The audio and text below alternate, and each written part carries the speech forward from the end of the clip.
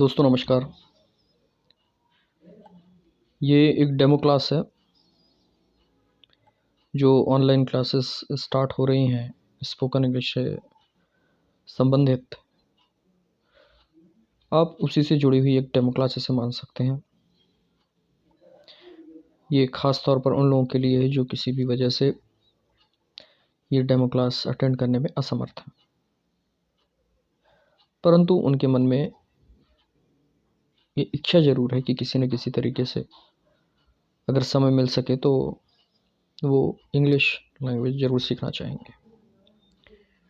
तो इस बात को ध्यान में रखते हुए ये एक वीडियो तैयार किया जा रहा है कि इसके आधार पे एटलीस्ट आप ये जज कर सकते हैं कि क्या आपको ये ऑनलाइन क्लास अटेंड करनी चाहिए जो स्पोकन इंग्लिश को टारगेट करते हुए रखी गई है।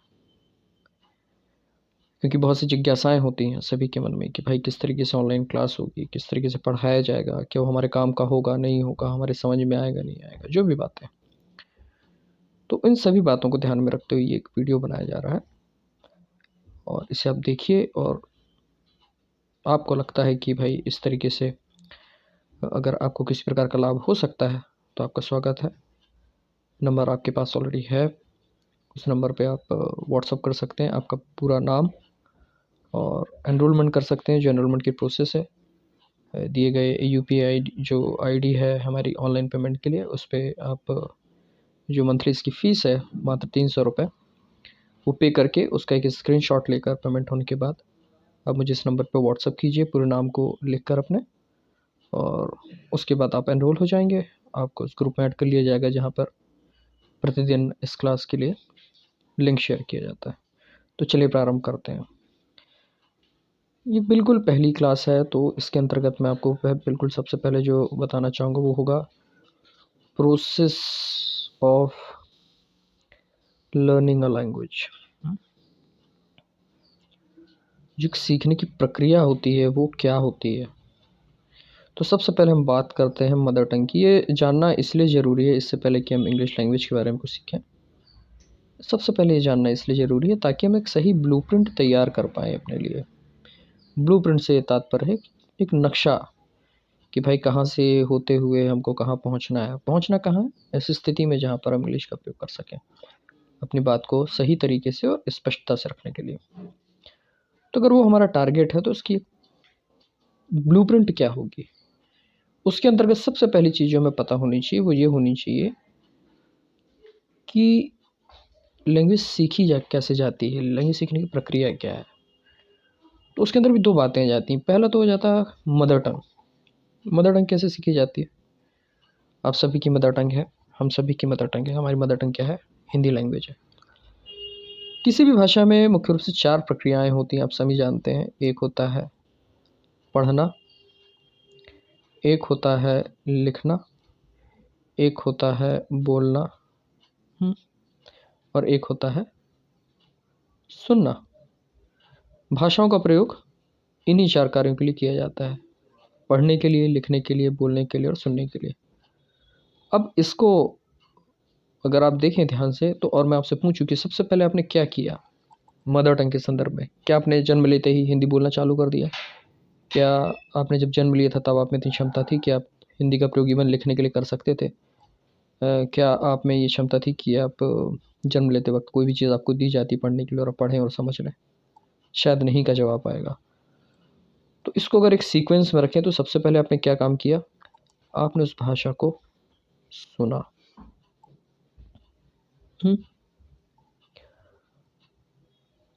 सुनने के बाद धीरे धीरे धीरे धीरे धीरे, सुनने में भी आपको डायरेक्ट समझ में नहीं आया, धीरे धीरे धीरे धीरे आपने कुछ कुछ चीज़ों को पकड़ना चालू किया।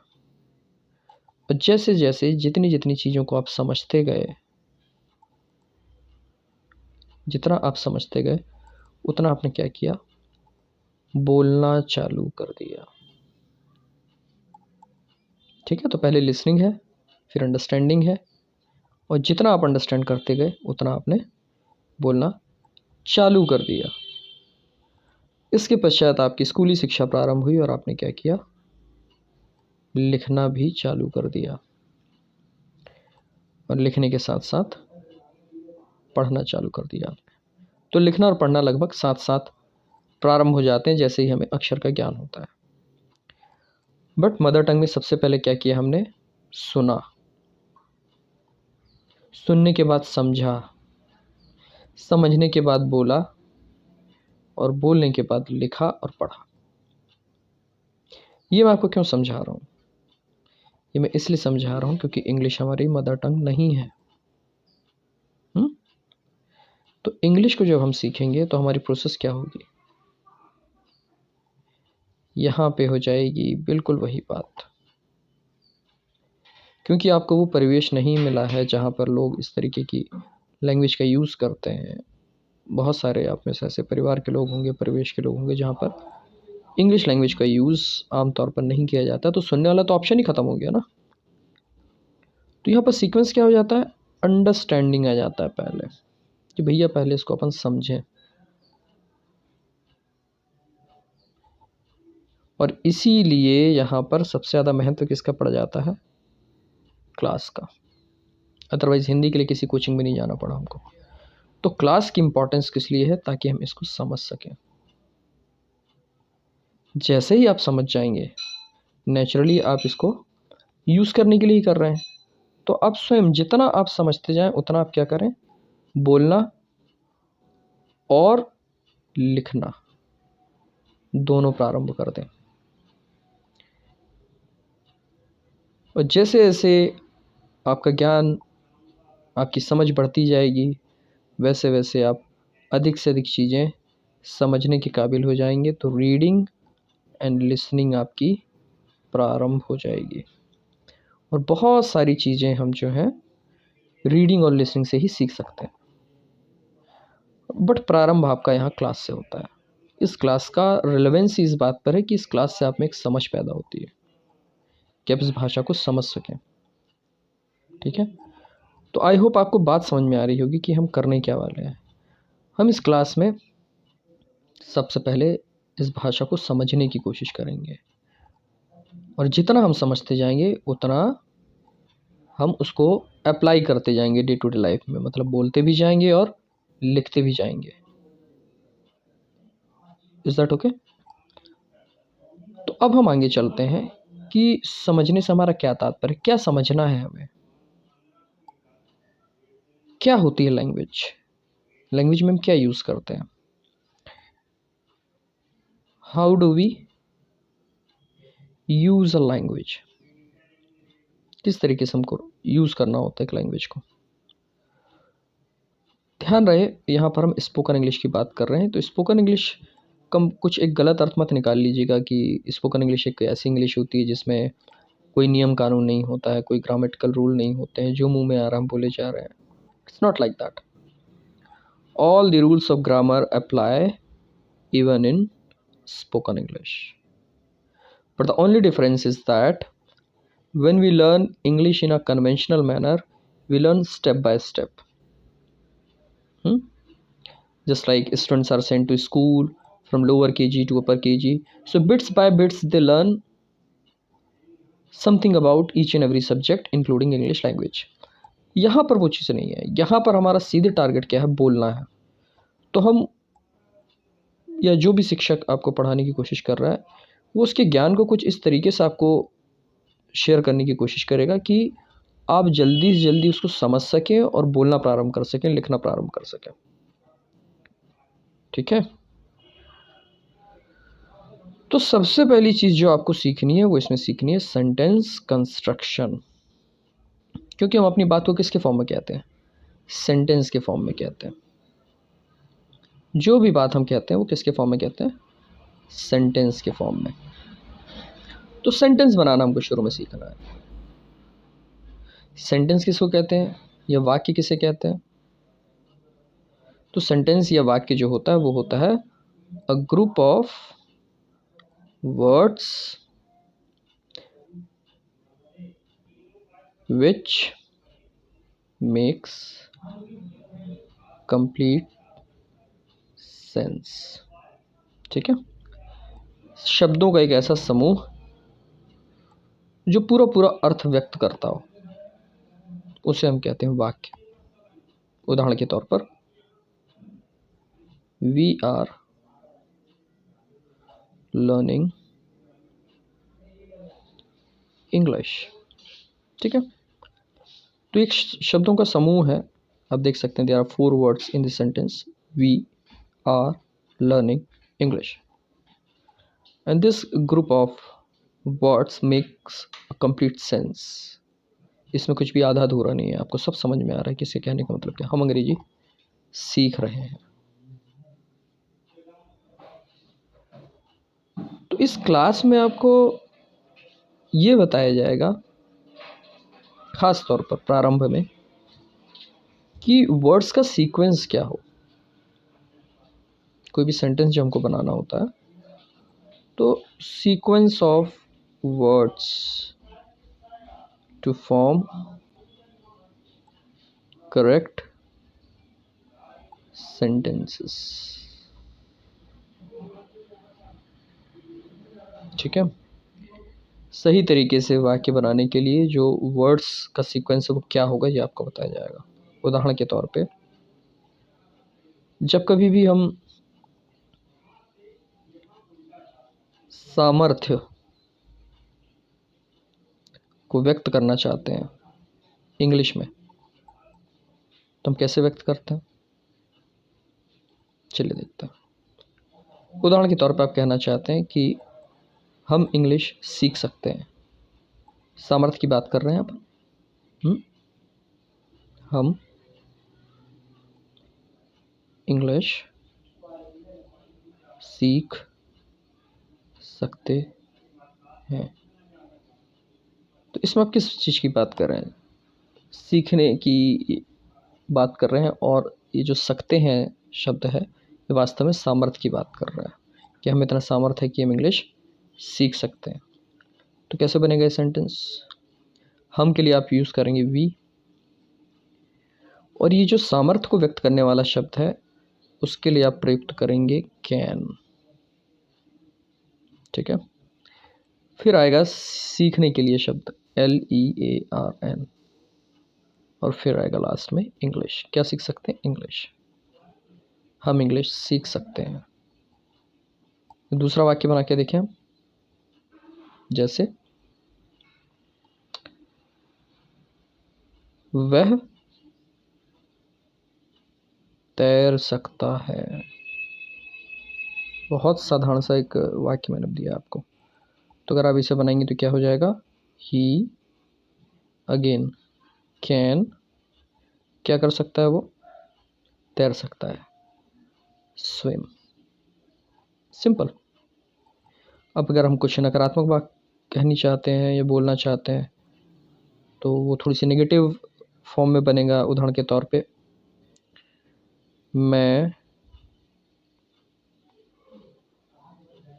तुम्हारी मदद नहीं कर सकता। तो इसे जब हम कहेंगे तो हम कैसे कहेंगे, आई, हम नहीं कर सकता, नेगेटिव बात कर रहे हैं तो कैन के साथ आप नॉट लगाएंगे, I can not help you, and so on. तो मुझे लगता है इतना जानने के बाद बहुत आसानी से कोई भी व्यक्ति कैन का प्रयोग सीख जाता है। एटलीस्ट अफर्मेटिव और नेगेटिव सेंटेंस बनाना तो वो सीख जाता है, और उसको ये भी समझ में आ जाता है कि इतना मुश्किल नहीं है जितना वो सोच रहा था या उसे बताया जा रहा था।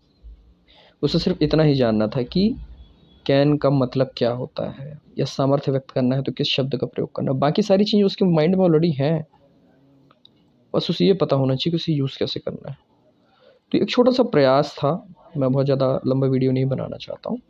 एक छोटा सा प्रयास था एक डेमो देने का, कि आप इसके माध्यम से जज कर सकें कि क्या आपको लगता है इस तरीके की क्लास से आपको लाभ हो सकता है। और ये मैंने बिल्कुल बेसिक जानकारी आपको दी है। एक्चुअल जो बात है, क्लास जैसे जैसे प्रोग्रेस करेगी, जैसे जैसे आपका ज्ञान इसमें बढ़ता जाएगा, वैसे वैसे क्रमशः सरल से जटिल की तरफ हम चलते जाएंगे। तो पहले सीधे साधारण से जो सेंटेंसेस हैं उनको बनाना सीखेंगे, सिंपल सेंटेंसेस बनाना सीखेंगे। जब सिंपल सेंटेंसेस बनाने हमको आ जाएंगे तो उसके बाद हम बड़े बड़े सेंटेंसेस बनाना सीखेंगे, उसमें कंजंक्शंस का प्रयोग कैसे होता है उनको सीखेंगे। वो जैसे जैसे बढ़ते जाएंगे उसके बाद अलग अलग तरीके के शब्द या जिसे आप कहते हैं मुहावरे या कहावतें, इनका प्रयोग कैसे किया जाता है, कहाँ किया जाता है। तो अब ये कह सकते हैं कि it's going to be a journey from simple basic day to day English to reaching the level where we can learn advanced English. And what do you mean by advanced English? And English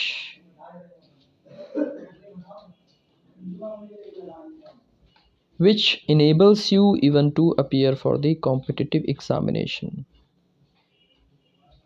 The level where you are able to express your thoughts, your feelings with clarity, with variety, with confidence, and with creativity.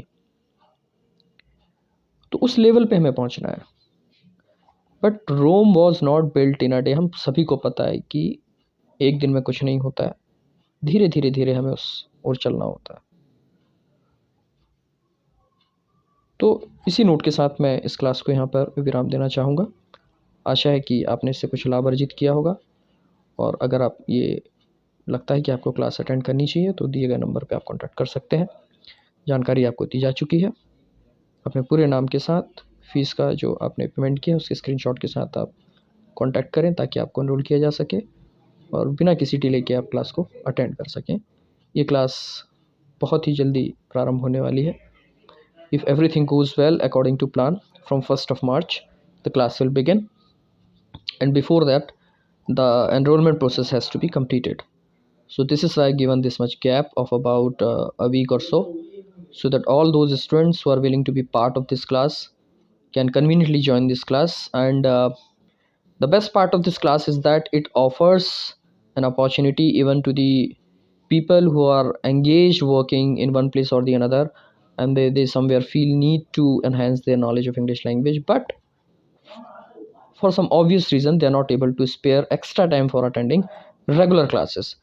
So by attending these classes they can get knowledge of this language just by sitting at their home. So there's no problem. And the best part of this class is that even if one member of a family is attending this class, rest of the member can also avail this opportunity.